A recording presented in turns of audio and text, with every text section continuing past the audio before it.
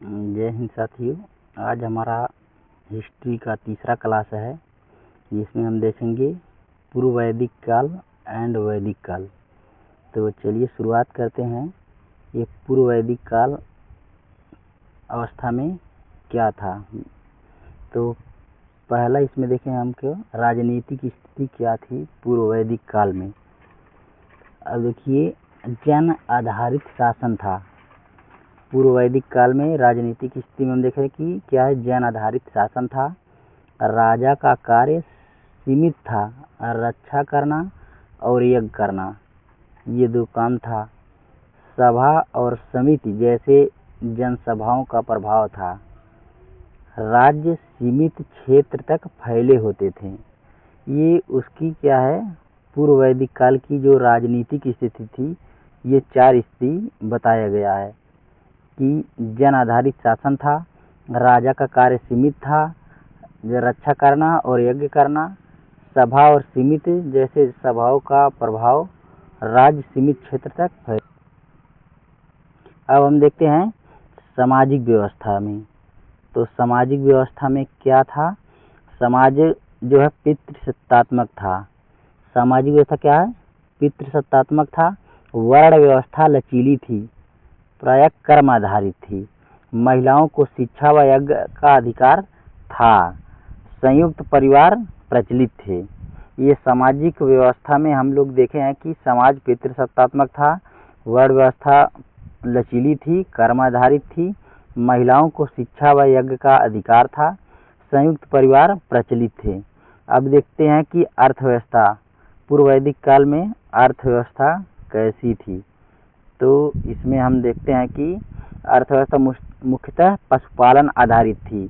कृषि प्रारंभिक अवस्था में थी। गाय को धन का प्रमुख प्रतीक माना जाता था, इसलिए आप देखेंगे कि गायों को लेकर लड़ाई भी, युद्ध भी चलता था। वस्तु विनिमय प्रणाली का प्रचलन था। जैसे कोई किसी वस्तु को दे देता है, जैसे किसी को गेहूं दे दिया तो वह इसको चावल देता था या दाल देता था, इसलिए एक वस्तु का दूसरे वस्तु से बदला जाता था। और धार्मिक स्थिति क्या थी, तो धार्मिक स्थिति के बारे में देखते हैं कि प्रकृति पूजा प्रमुख था इसमें। जैसे इंद्र, अग्नि, वरुण आदि का इसमें पूजा किया जाता था। यज्ञ व स्तुति पर आधारित था धर्म, मूर्ति पूजा नहीं थी।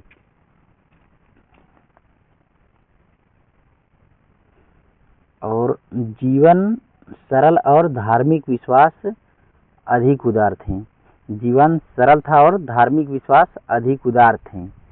अब देखते हैं कि हम लोग देखे क्या है पूर्व वैदिक काल। अब देखते हैं कि उत्तर वैदिक काल के समय क्या स्थिति थी। उत्तर वैदिक काल में देखेंगे पहले राजनीतिक स्थिति कैसी थी। तो जन से जनपद और राज्य व्यवस्था का विकास। दूसरा है कि राज्य का अधिकार बढ़ा, अब ईश्वर तुल्य समझा जाने लगा। अब राजा को क्या है, ईश्वर के समान समझा जाने लगा। सभा और सीमित का महत्व घटा, पहले जैसा नहीं था, जैसा पूर्व वैदिक काल में था वैसा सभा और सीमित का महत्व अब नहीं रह गया है। युद्ध और विजय के माध्यम से राज्य का विस्तार अब किया जाने लगा। दूसरे राज्य को जीतने के लिए अब क्या है, युद्ध शुरू कर दिया गया। पहले क्या था, पहले जन आधारित शासन था। अब देखते हैं सामाजिक व्यवस्था। सामाजिक व्यवस्था में वर्ण व्यवस्था कठोर और जन्म आधारित हो गई। जैसे कोई किसी वर्ण में जन्म लिया है तो वह क्या है, उस वर्ण से बाहर नहीं निकल सकता, वो उस वर्ण में ही रहेगा। ब्राह्मणों का विशेष महत्व हो गया अब वैदिक काल में। महिलाओं की स्थिति कमजोर हुई। अब जैसे शिक्षा व यज्ञ का अधिकार उतना नहीं था। आप देखेंगे कि पूर्व वैदिक काल में जैसे अपाला और लोपामुद्रा जैसी, नहीं, गार्गी और लोपामुद्रा जैसी महिलाएं क्या है, यज्ञ और शिक्षा में अधिकार था उनका, लेकिन अब उतना अधिकार नहीं रह गया महिलाओं का। सामाजिक व्यवस्था में जाति व्यवस्था सुदृढ़ हुई। अब हम लोग देखते हैं अर्थव्यवस्था। वैदिक काल में अर्थव्यवस्था कैसी थी। तो अर्थव्यवस्था प्रमुख व्यवसाय बन गई कृषि। कृषि प्रमुख व्यवसाय बन गई। लोहे के उपयोग से कृषि उत्पादन में वृद्धि हो गई। जैसे लोहे का जैसे ही प्रचलन चल गया तो कृषि क्या है, नए नए फाल लोहे के बनाए जाने लगे, तो उससे क्या है, उत्पादन बढ़ा। व्यापार, शिल्प और उद्योग में वृद्धि हुई। सिक्कों, निष्क, शतमन का प्रयोग प्रारंभ हुआ। अब वैदिक काल में ही क्या है, सिक्कों का प्रचलन शुरू हो गया था। अब देखते हैं कि धार्मिक स्थिति कैसी थी। तो धार्मिक स्थिति के बारे में हम लोग पढ़ते हैं। वैदिक काल में यज्ञों की संख्या और जटिल बढ़ी। ब्राह्मणों का वर्चस्व धर्म कर्मकांडों पर आधारित हो गया। उपनिषदों का विकास हुआ। ज्ञान और दर्शन पर बल ज़्यादा दिया जाने लगा। आत्मा, ब्रह्म, पुनर्जन्म जैसे विचार प्रारंभ होने लगे।